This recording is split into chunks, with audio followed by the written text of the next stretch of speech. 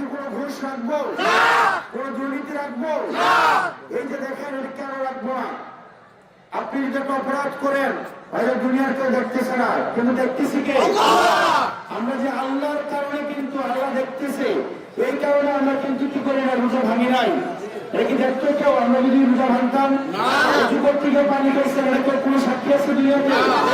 মুসলমান থেকে পানি খাইছেন, কেউ সাক্ষী আছে? বাসায় সবার দুপুরে যদি আপনি খাবার খাইতেন, কেউ দেখতো? কিন্তু শুধুমাত্র আল্লাহর সন্তুষ্টির জন্য আমরা নিজেকে আমরা বিরত রাখছি।